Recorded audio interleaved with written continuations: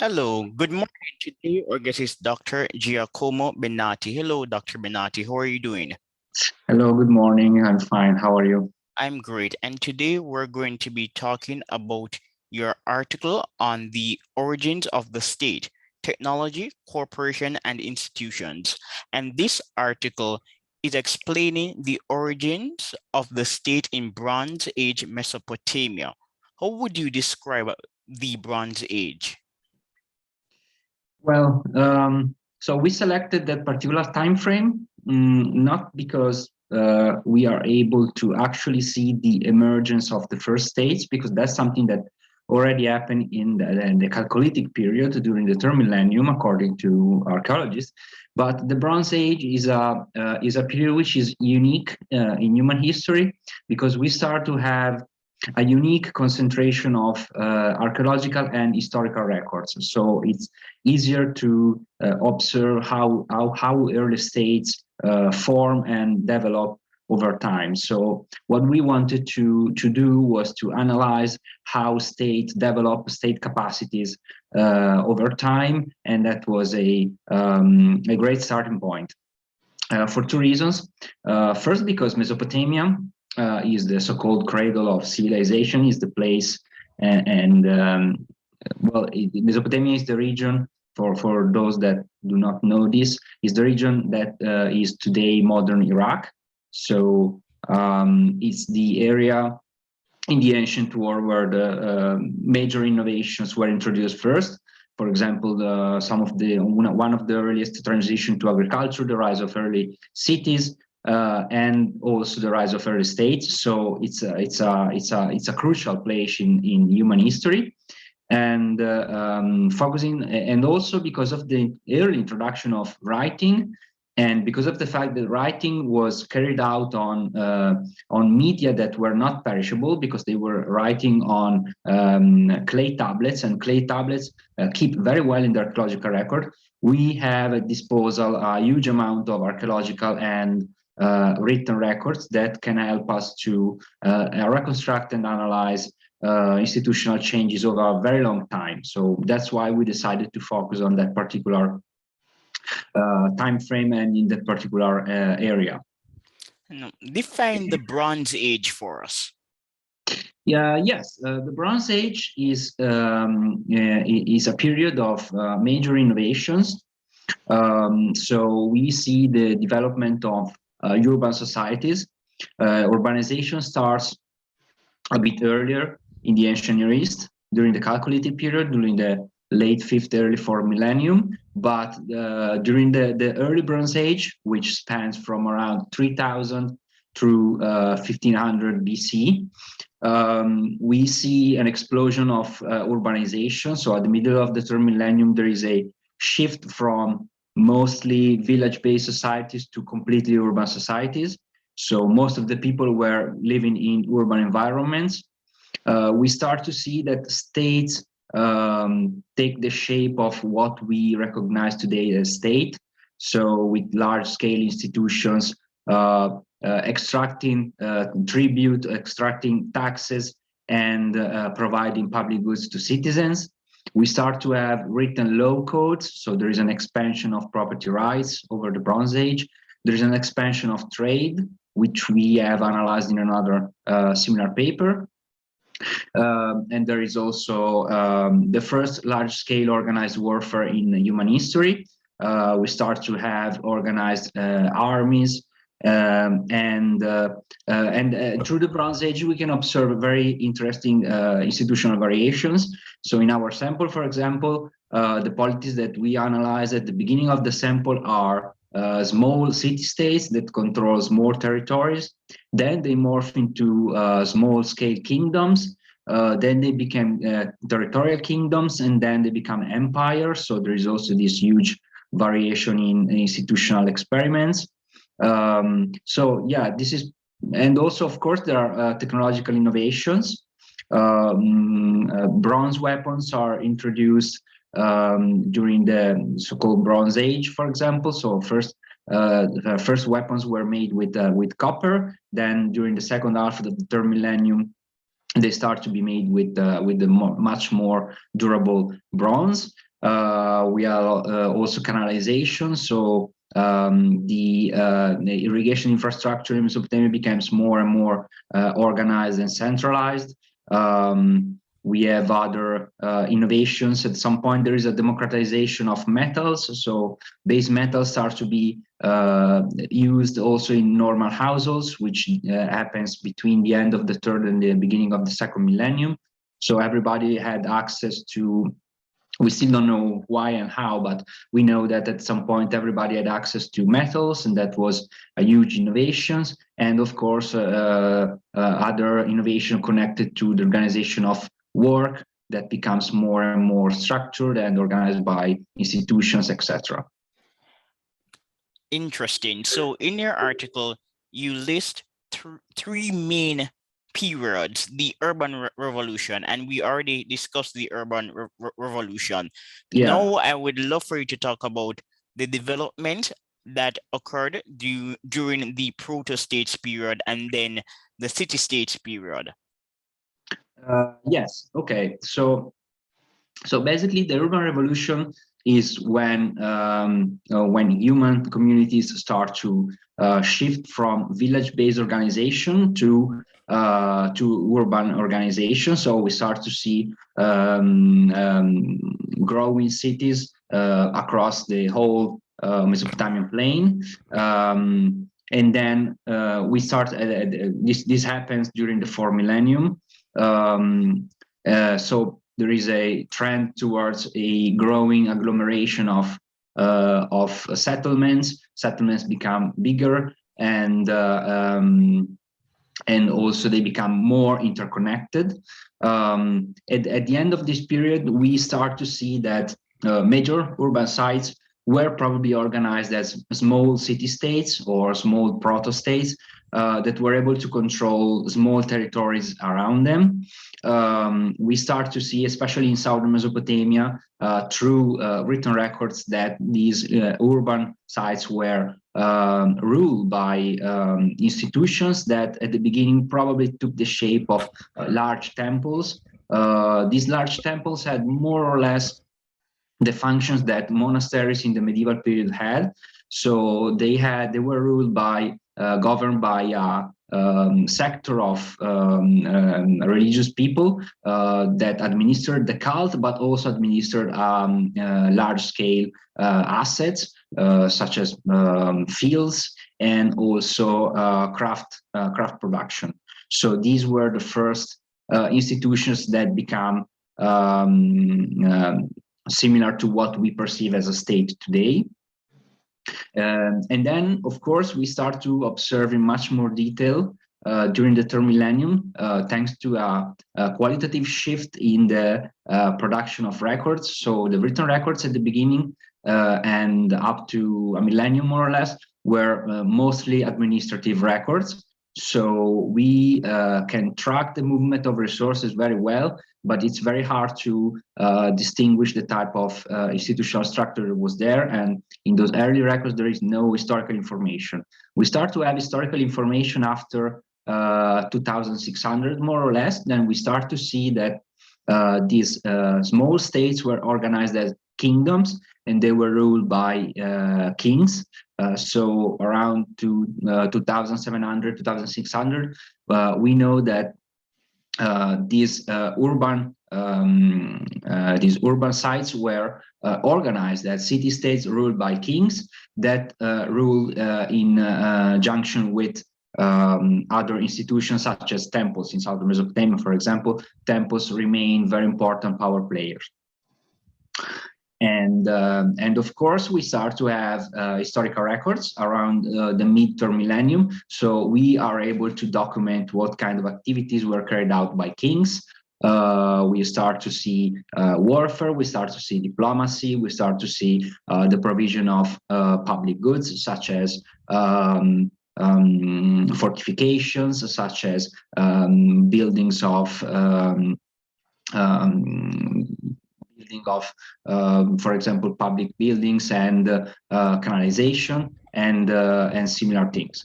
So the city-states at some point become kingdoms. And toward the end of the third millennium, these kingdoms start to engage in competition and warfare with each other. And at some point, some kings are able to create larger kingdoms through conquest, through military conquest. And eventually, around 2300, there was a single king, Sargon of Akkad, which is considered the first emperor in human history, that is able to conquer most of Mesopotamia and to create a single state. And this is more or less the history of city-states and early urbanization. In your article, for most of these subheadings, you talk about the Corvée system. How did that emerge? So we think that it emerges when institutions start to be visible in the archaeological and textual records. So we know that probably around the second half of the fourth millennium, we start to see this kind of system, but we are sure that the Corvée system is already in place around in the second quarter of the third millennium, around 2700. Alongside probably military conscription. So it works like this. For personnel that was connected to institutions that received fields in usufruct. So the institution, in exchange for the right to cultivate the fields, asked to this personnel to perform corvée labor, so to dedicate a share of days or months during the year to carry out public buildings and to do service for the institution, and of course also a share of the produce of the agricultural output produced via cultivation of the field. And also part of this corvée labor was connected to military service. So this is how institutions were able to organize work and also organize armies. And what was the role of farmers in the early stage? So our vision is that farmers were not only people that were basically exploited by institutions and by the elite to pursue their interests, but farmers were an integral part of the political discourse. So we intend activities such as farming as cooperative investments. So, for example, we have modeled two distinct groups, which are an elite that owns the main resources, which are the land, the arable land, and a citizenry that can deliver a valuable effort by working that land. So yes, the elite kept for most of the period under examination, the elite kept control of most of the arable land. But it is also true that the elite could not work their land by themselves, so they needed the assistance of the citizenry. And this is very clear if we go through historical inscriptions, for example. It is also it is always at the top of the king's agenda to attract followers and to attract farmers. There was always, so it was impossible for them to attract followers and farmers only by using coercive means. They had to provide them with property rights and public goods in order to keep them working. So we perceive both farming and trade as cooperative investments, with elites that were entering into joint investments with a citizenry composed of farmers and traders. Also, the other important thing is that farmers gained rights by participating to institutional endeavors.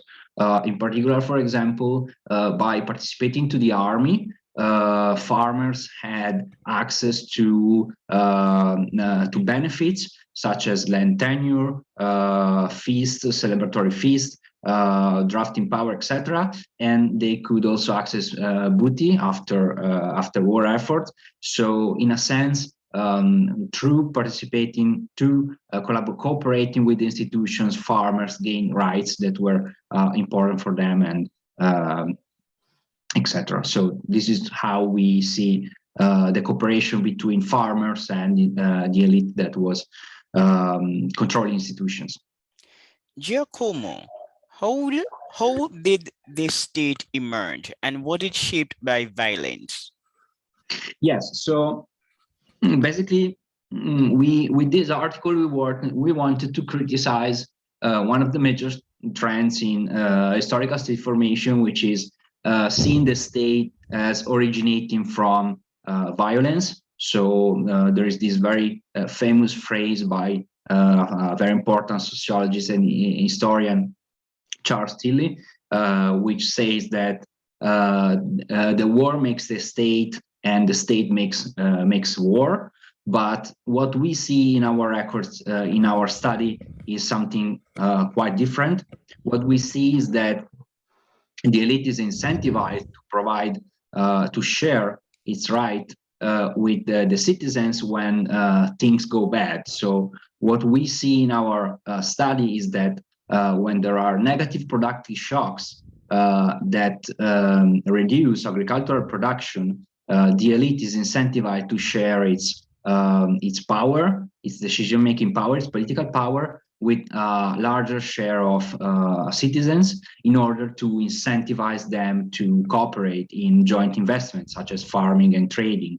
So our idea is that when there are negative productive shocks, the only way that the political elite has to incentivize production is by affording more public goods and property rights to the citizens. So this is quite different from the main idea is that that is shared in political economy and in ancient history, that these early states were created through coercive means, and they were using coercive means to force the citizens to cooperate. We don't see this. So yes, so you're arguing that elites collaborated with innovators. Yes, of course, yes. Yeah, this is an interesting thesis because the argument is usually that violence led to the emergence of the state. Exactly, yes. So the main idea was generated, this main idea was generated by studying state formation in medieval Europe. So in medieval Europe, people have seen that it is the need to wage war that incentivizes the elite to create the state, because to organize warfare you have to extract taxes, and to extract taxes you have to convince the people to give you the taxes. So warfare is the incentive to build state capacity. But we don't see this happening in ancient Mesopotamia. First, there is a mismatch between military innovations and the creation of states. So states arose in the late 4th millennium for the first time, but we only see that warfare begins to become more pervasive of Mesopotamian societies only after more than a millennium from this date. So we start to see large-scale organized warfare only in the second half of the 3rd millennium, when the state was already 1 millennium old. So it doesn't make sense. At the same time, we have tested the impact of warfare on institutions formally in our framework, and there is no significant statistical correlation between the number of wars which were fought by our study in our study sample and the development of political institutions. But instead, we see that there is a strong relationship between productive shocks and institutional evolution. So that's why we have provided this different theory. Under the caption 3.2.3, you write, finally, our analysis contradicts a 2015 study that a more inclusive political process requires homogeneous group-specific skills and takes the form of either a state controlled by looters exchanging with producers rents for protection, i.e. monarchy, or a state dominated by producers defending themselves from looters, i.e. the republic. Tell us about this. Yeah, basically the idea is that there is a combination of shocks that changes the equilibrium of power in our societies. So there are two different types of shocks. One is a climatic shock that reduces or increases agricultural production. So in the past, the climatic condition that most affected agriculture was connected to cold and dry climate spans. So when the climate was cold and dry, agriculture suffered. And instead, when the climate was warm and humid, agriculture prospered. So we monitor these kind of shocks. Then we also studied in technological shocks in this article. So these shocks change the incentive to cooperate between an elite and citizens. So, for example, when there is a climate shock that reduces agricultural production, and there is a technological shock that endows the non-elite with valuable technologies, as I was saying before. For example, when, yes, let's examine a case study. So at the end of the third millennium and the beginning of the second millennium, there is a very strong aridification trend. So the agriculture suffers a lot because the climate is dry and cold. At the same time, there's a technological shock, which is the democratization of metals.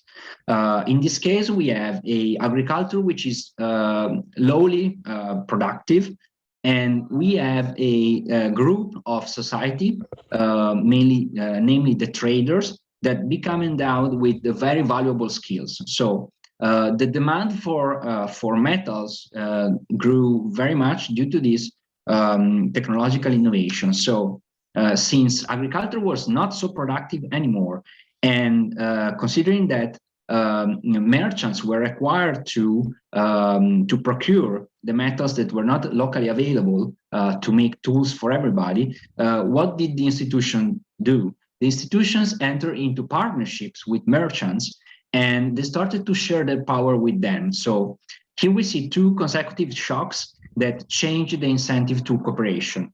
First, a shock that reduces agricultural production, and second, a shock that endows a sector of the population with new and valuable skills.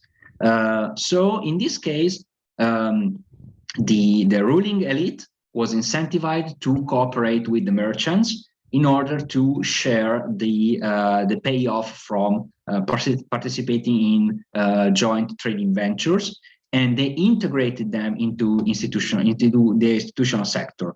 So in contrast to the third millennium, when the institutional sector was mostly composed of kings and by temples, in the early second millennium, we see also the creation of merchant institutions, and merchants became part of the ruling elite. One case in point is, for example, the city-state of Ashur, which had a very strong trading drive. So at the beginning of the second millennium, the rulers start to incentivize trade by issuing legislation that was protecting property rights for traders, and was reducing the taxes on trade. And in that city-state, the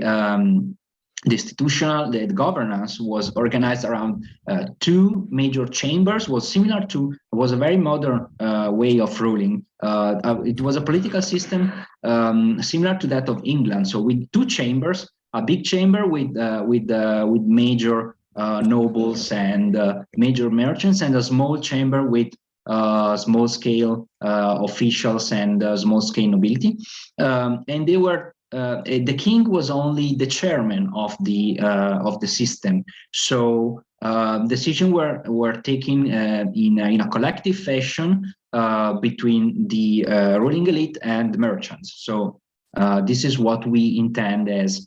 So the difference is that between. So basically, we in that paragraph we criticize a framework which was proposed by Professor Boyce, because in our framework it is imperative that the cooperation is between two groups that have different skills. So it is this way that cooperation is incentivized. In contrast to what Professor Boyce says, that he sees more cooperation only when groups have similar skills. So in this sense, inequality of skills incentivizes cooperation. I hope that it was clear. Yes. We're also going to talk about your finding asserting that neither monarchies nor republics existed in Bronze Age Mesopotamia. Well, actually, what is true is that neither of these model types that Professor Boyce talks about can be compared to what we see in the archaeological record of ancient Mesopotamia. So we did have monarchies, and we did have institutional arrangements that can be compared to republics or oligarchies, but not in the sense that he thinks. So he defines monarchy as a state dominated by producers, a state controlled by looters, exchanging with producers' rents for protection. So in his idea, the monarchy is a state composed by an elite that extracts rents from a non-elite in exchange for protection. And in his definition, a republic is a state dominated by producers that are able to defend themselves from this predatory elite. We don't see these predatory elites in our in the historical records of Mesopotamia, and we don't see these mechanisms working in our sample. As I was saying before, what we see is that there is always cooperation between elite and non-elite, because especially when they were endowed with complementary skills. As I was saying before, an elite owning land needed farmers to work the land, so the skills were complementary. At the same time, an elite that wanted to tap into the riches produced by trade needed traders to go abroad and exchange materials. So the elite needed the merchants. That's why they entered into joint ventures. So we don't see elite that only want to loot and pillage their citizens, and we don't see citizens that are able to build inclusive institutions because they were able to defend themselves militarily from predatory elites. We always see some degree of cooperation between different power groups. And your archaeological findings, Giacomo, they comment on the nature of warfare, and this is how you're able to corroborate your assertions. Yes, also we see through the evolution of warfare and to the evolution of military technologies, we are able to confute this hypothesis, and we are able to see that participating to an army composed of citizens was also an empowering mechanisms for citizens, because as I was saying before, armies were raised through the corvée system at the beginning of our sample. At the end of our sample, there are more mercenaries involved, but through most of the Bronze Age armies in Mesopotamia were composed of farmers that at a certain point of time during the year embraced arms and conducted warfare. So basically, the citizens that were receiving allotments of land from the institutions were requested to also participate in warfare. And what we see is that by doing so, citizens acquired decision-making power. because of course, if you are part of the of an army that is not is composed of basically mostly free citizens, if you are a ruler and if you want to convince this army to fight for you, you have to give them something in return. So we see that rulers were always very attentive to provide benefits and public goods and defend the property rights of their warriors. So, for example, in the Hammurabi Code that was produced around 1800, we know that one of the articles in the code is that the land that was allocated to warriors, to soldiers, was protected against seizure. So if the soldier was the property rights of the soldiers were very secure. At the same time, we see that through military innovations, we have the we see changes in military technologies, but we don't see a great impact of military technologies. At a certain point during the third millennium, it is true that the introduction of war cards and bronze weapons gives an edge to the elite, because war cards and bronze weapons were very, very costly. So only the elite could equip themselves with this kind of weapons. But at the same time, we don't see a great impact of changes in military technologies to the institutional framework. All right, and this is the last question. Temples, were temples important? Yes, they were crucial throughout Mesopotamian history.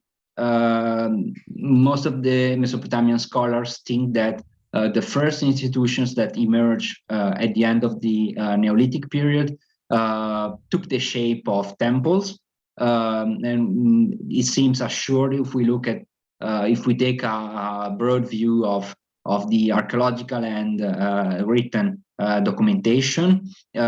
What we see is that between the end of the Neolithic and the Bronze Age, there is an evolution of